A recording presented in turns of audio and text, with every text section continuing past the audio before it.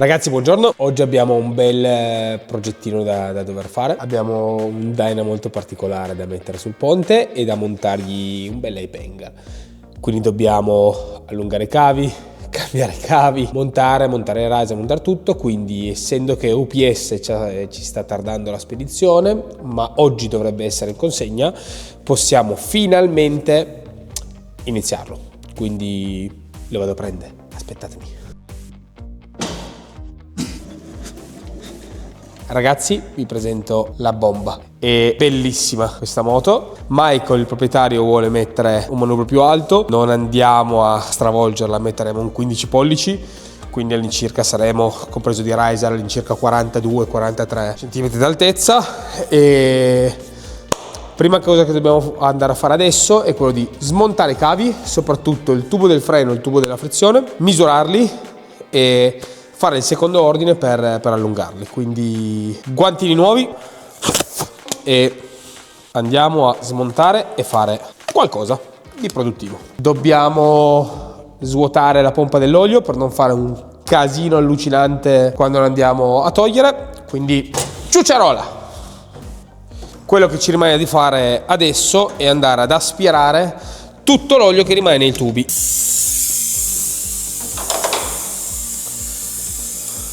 Se apro l'aria magari funziona.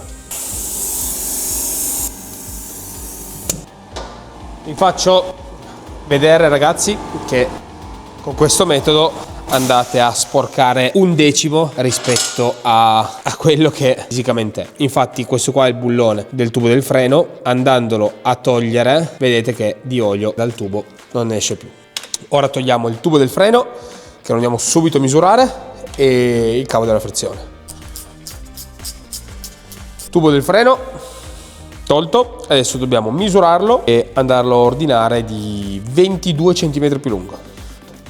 Ovviamente andiamo prima a togliere anche il cavo della frizione. Vi faccio vedere cosa sto facendo.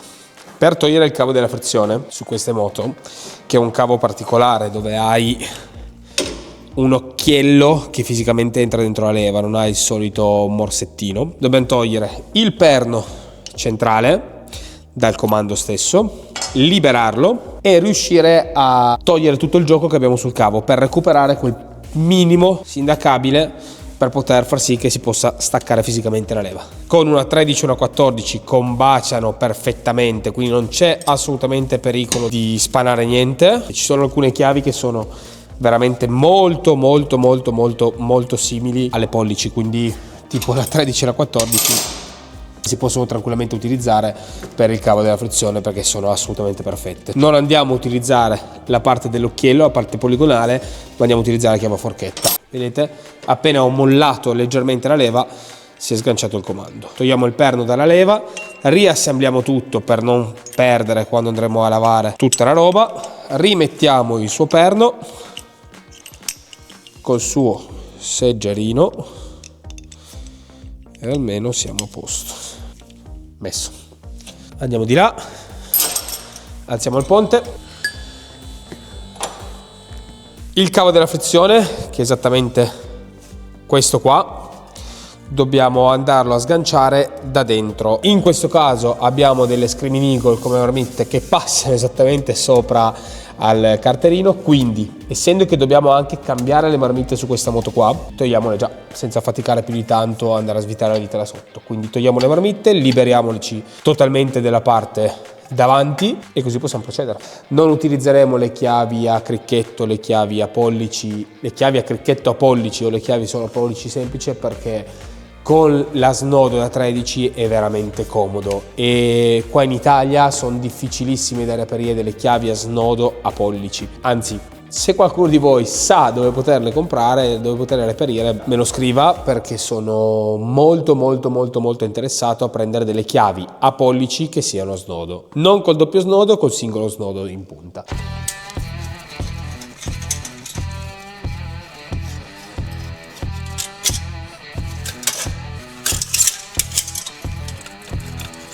Un po' di spray.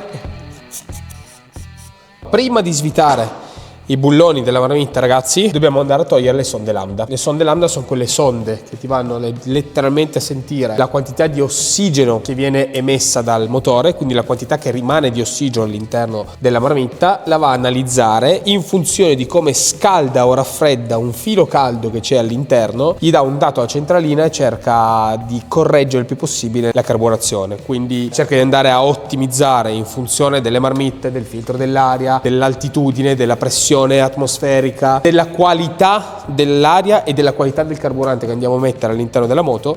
Cerca di andare a ottimizzare il processo di combustione all'interno del cilindro per far sì di avere sempre un rapporto di carburazione che sia sempre assolutamente ottimale. Quindi andiamole a sganciare. Non sto a farvi vedere come si sgancia, come si raggancia, perché seguite il cavo, andateci dietro. Nel momento in cui lo trovate lo potete sganciare. In funzione del modello, ma più che del modello, dell'impianto elettrico, della predisposizione, della locazione dei vari componenti possono cambiare. Delle Harley che ce l'hanno qua comodissimo, ma è un pochino più scomodo quello davanti. Ci sono altre che davanti, al posto che essere messo così, è messo invece in questa maniera. Questo qua è messo sotto la sella, quindi seguite il cavo dalla sonda che va verso lo spinotto, verso l'impianto elettrico originale e lo si toglie.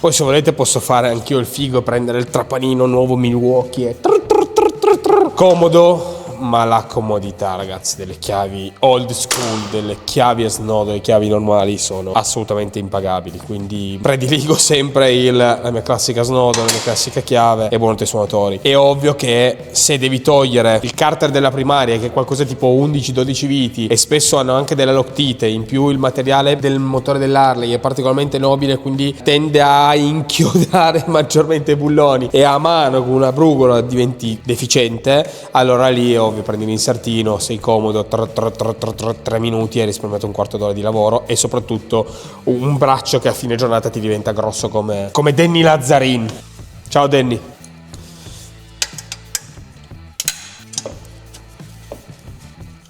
Tra l'altro ci dobbiamo ricordare, ragazzi, che su questa moto qua dobbiamo fargli anche il tagliando e dobbiamo fargli anche la manutenzione sui freni, sull'olio dei freni, che è molto importante. Faremo un successivo video dove vi spiegheremo esattamente cosa bisogna fare per avere sempre un impianto frenante super efficiente. Quindi dobbiamo ricordarci, perché quando monteremo poi le marmitte sarà un disastro da arrivare a lavorare lì sopra. Ma non è questo ancora il nostro caso, possiamo tranquillamente vederlo successivamente.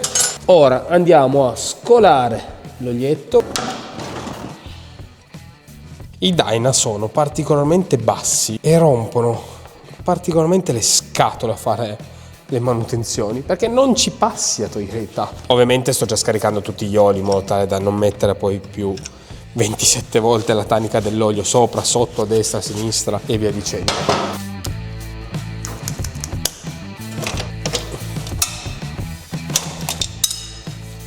L'ho già sfilato dentro il telaio per comodità nel togliere poi il carter. Ok, questo qua, ragazzi, è solo il carter. Abbiamo solo tolto il carter del comando della frizione. Intravediamo già qualche ingranaggio dentro. La parte bella di come è strutturato questo tipo di cambio, sia questo, sia lo Sposter, sia un po' tutti i motori Harley, è che diversamente da una moto giapponese, il cambio, svitando queste brugole, ti esce tutto laterale. Ovviamente devi andare a togliere il selettore e da sventrare un po', ma non devi togliere il motore da sotto la moto, cosa che invece per la maggior parte dei giapponesi può succedere, che devi sventrare mezzo motore. Qua dentro troviamo il rinvio della frizione. Questo qua è colui che va fisicamente a ricevere la pressione che gli diamo sul cavo. Sganciandolo vi faccio anche vedere come funziona. Le biglie, che sono fatte da acciaio inox, ovviamente sono simili a quelle del cuscinetto, stanno in folle, tra virgolette, quindi in posizione di rilascio sul punto più profondo della gola. Nel momento in cui io vado a far ruotare questo perno, loro incontrano la pista e in automatico, non potendosi comprimere loro, questa flangia qua che è libera tende a muoversi in questa maniera. Così facendo mi va a premere fisicamente sull'albero di comando della frizione e così facendo riesco ad avere lo stacco della frizione, quindi riesco ad avere la folle della frizione, in poche parole. Intanto possiamo togliere il cavo.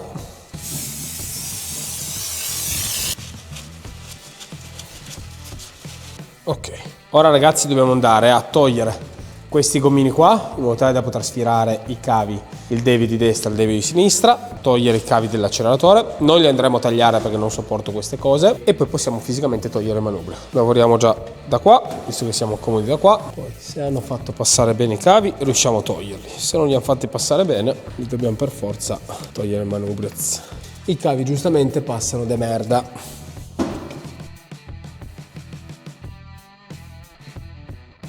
A few moments later. Che palle togliere il serbatoio. Togliere il serbatoio è una rottura di coglioni, perché hai questo tubo qua che tra l'altro è secco, quindi dobbiamo andarlo comunque a cambiare, che collega le due pance del serbatoio. Il problema è che quando togli questo fai un lago per forza di cose, perché tu una parte lo puoi chiudere, non hai problemi, l'altra parte rimane aperto e fai un lago.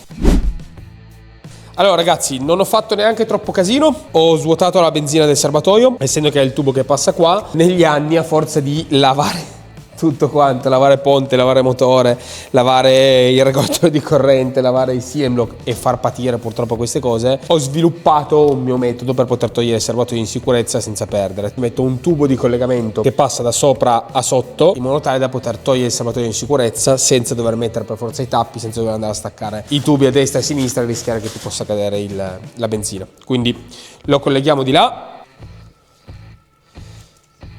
slacciamolo. Ok, qua è tolto, qua è tolto, qua è tolto. Allora, possiamo togliere la tanica della benza.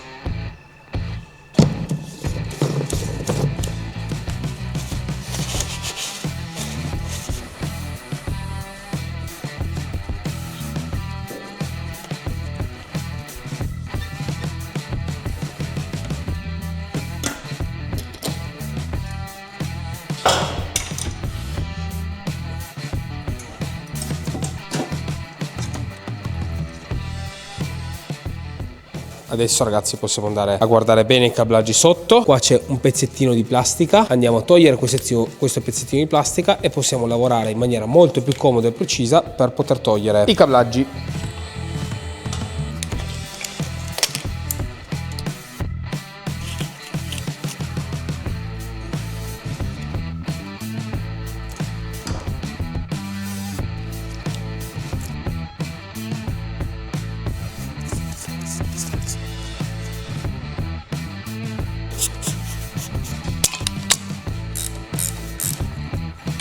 E voilà ragazzi, ciao ciao manubrietto. Ora, non appena ci consegneranno UPS, ci consegneranno i nostri pacchi, potremo andare avanti. In teoria ho visto che dovrebbe essere in consegna per oggi, quindi non ci resta che aspettare e possiamo proseguire da qui a qualche oretta.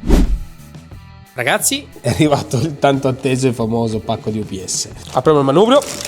Michael ha scelto un manubrio nero, bellissimo tra l'altro. Io direi, onde evitare di lasciamo la protezione, la togliamo solo da qua sotto, così abbiamo la possibilità di lavorare senza andare a rompere, rovinare, andarlo a rigare, perché è nuovo, è bello e sarebbe un bel peccato rovinarlo. Comunque è un bel manubrio, è da 1,25 pollici, leggermente diverso da quello vecchio, perché quello vecchio è 1,5 pollici, questo è leggermente più piccolo. Poi abbiamo due riser che spostiamo e iniziamo a scablare. Scabliamo prima a destra e poi a sinistra.